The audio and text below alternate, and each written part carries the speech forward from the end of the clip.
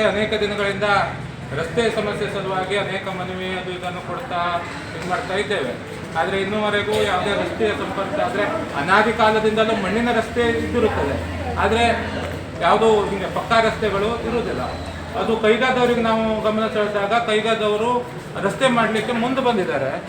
ಆದರೆ ಅವರು ಒಂದು 7 ತಿಂಗಳಾಯಿತು ಅವರು ಅಂದರೆ ಒಂದು ಗ್ರಾಮ ಪಂಚಾಯತಿಗೆ ನೋಟಿಸ್ ಕೊಟ್ಟು ಹೀಗೆ ತಾವು ಮಾಡ್ತೇವೆ ಅಂತ. ಆದರೆ ಅದರಿಂದ ಮುಂದೆ ಏನೂ ಕ್ರಮ ಆಗಲಿಲ್ಲ.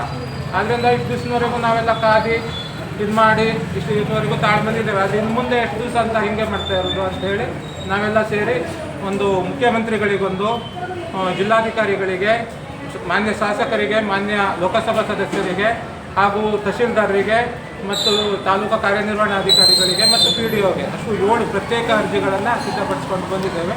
ಅದನ್ನು ನೀಡಲಿದ್ದೇವೆ. ಶ್ರೀ ಮಾನ್ಯ ಜಿಲ್ಲಾಧಿಕಾರಿಗಳು ಉತ್ತರ ಕನ್ನಡ ಇಂದ ಹಟ್ಟಿಕೆರೆ ಪಂಚಾಯತ್ ವ್ಯಾಪ್ತಿಯ ಗುಳೇಕೆಂದಿಗೆ, ಮಲೆಗಾಜಿ, ಲಕ್ಕಿಗುಳಿ, ಶಿಕ್ಲಿತುರ್ಲಿ ಗ್ರಾಮದ ನಿವಾಸಿಗಳು. ವಿಷಯ ರಸ್ತೆ ಅಭಿವೃದ್ಧಿಪಡಿಸುವ ಕುರಿತು. ಮಾನ್ಯರೇ, ನಾವು ಮೇಲೆ ಕಾಣಿಸಿದ ಗ್ರಾಮದ ನಿವಾಸಿಗಳು ಆಗಿರುತ್ತೇವೆ. ನಮಗೆ ಮೂಲಭೂತ ಸೌಕರ್ಯದಲ್ಲಿ ಒಂದಾದ ರಸ್ತೆ ಸರಿಯಾಗಿದ್ದಿರುವುದಿಲ್ಲ. ಮೇಲೆ ಕಾಣಿಸಿದ ಗ್ರಾಮಕ್ಕೆ ತೆರಳಲು ಅನಾದಿ ಕಾಲದಿಂದಲೂ ಮಣ್ಣಿನ ರಸ್ತೆ ಇರುತ್ತದೆ. ಆದರೆ ಮಳೆಗಾಲದಲ್ಲಿ ಈ ರಸ್ತೆಯಲ್ಲಿ ಓಡಾಡಲು ಯಾವುದೇ ವಾಹನ ರಸ್ತೆಯಲ್ಲಿ ಓಡಾಡಲು ಚಲಾಯಿಸಲು ಆಗುವುದಿಲ್ಲ. ಇದನ್ನು ಮನಗಂಡು ಊರ ನಾಗರಿಕರು ಅನೇಕ ಮನವಿಯ ಬಳಿಕ ಕೈಗಾಣು ವಿದ್ಯುತ್ ಸ್ಥಾವರದವರು ರಸ್ತೆ ಅಭಿವೃದ್ಧಿಪಡಿಸಲು ಮುಂದೆ ಬಂದಿರುತ್ತಾರೆ ಮತ್ತು ದಿನಾಂಕ 11/6/2025ಕ್ಕೆ ಪಂಚಾಯಿತಿಗೆ ಲೆಟ್ರನ್ನು ಸಹ ಮಾಡಿರುತ್ತಾರೆ.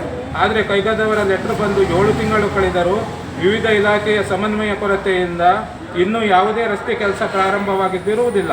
ಬೆತ್ತದ ಹಳ್ಳದಿಂದ ಮುಂದೆ ಮೇಲೆ ಕಾಣಿಸಿದ ಗ್ರಾಮದ ರಸ್ತೆ ಅಭಿವೃದ್ಧಿಪಡಿಸಲು ತಾವು ಮಧ್ಯಪ್ರವೇಶಿಸಿ ವಿವಿಧ ಇಲಾಖೆಯ ಜೊತೆಗೆ ಸಮನ್ವಯ ಸಾಧಿಸಿ ರಸ್ತೆ ಕಾಮಗಾರಿ ಅತಿ ಶೀಘ್ರದಲ್ಲಿ ನಡೆಸಿ ಕೊಡಬೇಕೆಂದು ವಿನಂತಿಸಿಕೊಳ್ಳುತ್ತಿದ್ದೇವೆ. ಇಲ್ಲದಿದ್ದರೆ ಮೇಲೆ ಕಾಣಿಸಿದ ನಿವಾಸಿಗಳಾದ ನಾವು ಮುಂಬರುವ ಎಲ್ಲ ಚುನಾವಣೆಯಲ್ಲಿ ಮತ ಚಲಾಯಿಸದೆ ಚುನಾವಣಾ ಬಹಿಷ್ಕಾರವನ್ನು ಮಾಡುತ್ತೇವೆ ಎಂದು ಮೇಲ್ಕಾಣಿಸಿದ ಎಲ್ಲ ಗ್ರಾಮದ ಜನರ ಒಗ್ಗಟ್ಟಿನ ನಿರ್ಣಯವನ್ನು ಕೈಗೊಂಡಿದ್ದೇವೆ.